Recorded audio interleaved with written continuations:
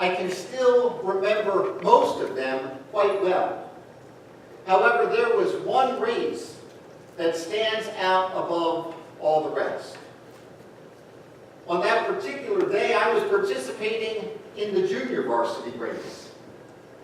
The varsity race started 5 minutes before ours, which meant that we got to see the beginning of their race. I can still recall the scene quite vividly. After the first quarter of a mile, the runners turned a corner around a baseball backstop, and they ran back toward the starting line, right past where we were standing. Significantly, on that day, there were gale force winds, winds stronger than any I had ever run in before. And for that stretch of the road, or the course, the runners were heading directly into that wind. And so as the varsity runners ran past us, despite the sense of pain that you could see in their faces, they were running quite slowly. In fact, it almost looked like they were running in slow motion. Now, I suppose we could have laughed at them, but none of us did, because we knew that in just a few more minutes, we would be running into that same headwind. And if it made the best runners look slow, how much slower were we going to look? That race came to mind this past week as I was reflecting on our first lesson for today, from the 16th chapter of Acts. To briefly set the scene, we are told that Paul, Silas, and Timothy were journeying from town to town, and they were strengthening the church members in their faith. But as they were contemplating their next move, God was already adjusting their plans. Luke informs us, Paul and his companions traveled throughout the region of Phrygia and Galatia, having been kept by the Holy Spirit from preaching the word in the province of Asia. Let me give you a quick geography lesson so that you can better appreciate what was happening here. As best as we can determine, Paul and his companions were planning on heading due west toward Ephesus. But instead, God took them north toward the regions of Phrygia and Galatia. As a result of this new direction, they logically concluded that God was eventually going to take them northward toward the regions of Pontus and Bithynia. But Luke informs us that once again, God had other plans for them. When they came to the border of Mysia, they tried to enter Bithynia, but the Spirit of Jesus would not allow them to. So they passed by Mysia and went down to Troas. Once more, God altered the plans for Paul and his companions. Just when they thought that God was heading them northward, God redirected them, taking them westward instead. I am intrigued by the words that Luke uses to describe these two scenes. The Spirit kept them from preaching the word in the province of Asia. the Spirit of Jesus would not allow them to enter Bithynia. For reasons that we are never told, God specifically hindered this group from entering into certain regions. Now let me add one more layer to this. In the Greek, the word we translate spirit is pneuma, which can also be translated as wind. In fact, both of those meanings are used by Jesus as he speaks to Nicodemus. The wind blows where it chooses, and you hear the sound of it, but you do not know where it comes from or where it goes.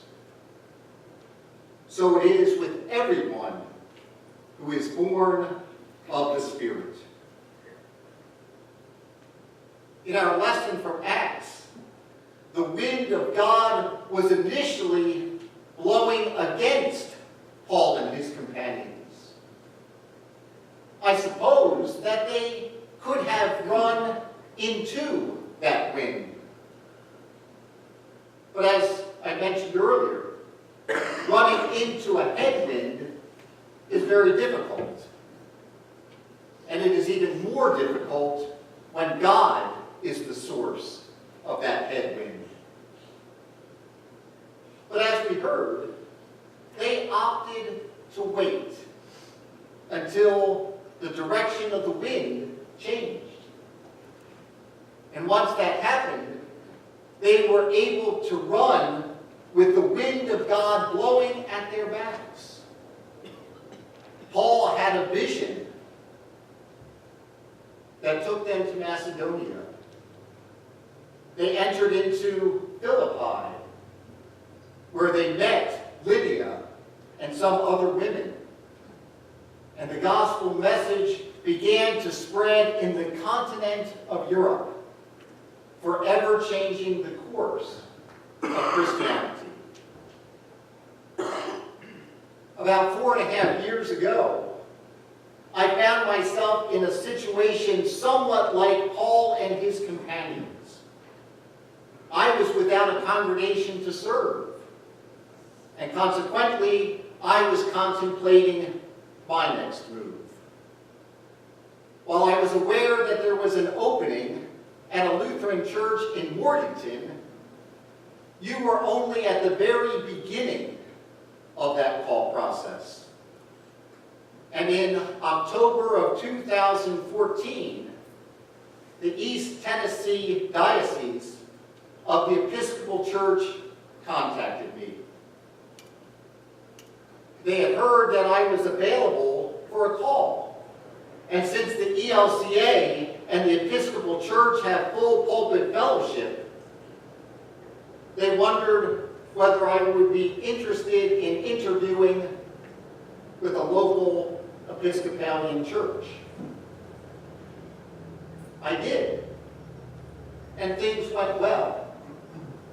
At least well enough that they were planning to offer me a 3-year term call. Knowing that this would be an opportunity for me to serve as a pastor once again, and knowing that there were no guarantees that I would even receive the call from Shepherd of the Hills, I was very close to accepting that position. But as I was praying for discernment, I could sense that this was not God's will for me. I could almost feel the wind of the Spirit blowing strongly in my face, telling me not to go in that direction. And in the end, I called the assistant to the bishop of the Episcopal Diocese, and I informed her that I would be declining the offer. Immediately afterward, I felt a God-inspired sense of peace. And of course, in 2015, I was contacted by the call committee here. And this time, I felt the wind of the Spirit blowing strongly at my back, pushing me in this direction. And 4.5 years later, you are still stuck with me.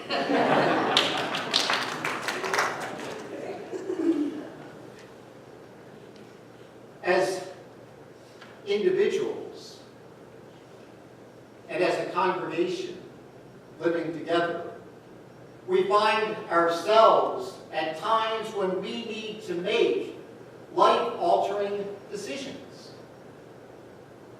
Should we go in this direction or that one? Should we say yes to this opportunity or should we say no? Should we pursue that ministry or some other one? And as we find ourselves pondering questions such as those, I think the advice that we receive from our first lesson, the counsel we receive from the Apostle Paul is important. That we should pay close attention to which way the wind is blowing. No doubt there are times when it is hard for us to tell. Times when the wind may appear to be perfectly calm and we cannot fully discern which way the wind is blowing. At such times, I think the best that we can do is simply wait on the Spirit and pray in the Spirit, asking the Lord to cause the wind to blow in our lives so that we can faithfully discern that direction. But once that wind begins to blow, we must be ready to respond. If it is a strong headwind blowing directly in our face, we must have the courage to stay put. But if it is a strong tailwind blowing strongly at our backs, we must have the courage to move forward. For as Paul reminds us, when we pay attention to which way the wind of the Spirit is blowing us, it will lead us to new opportunities, to new people, to new adventures, all of which will serve to bless us and the work of God's kingdom.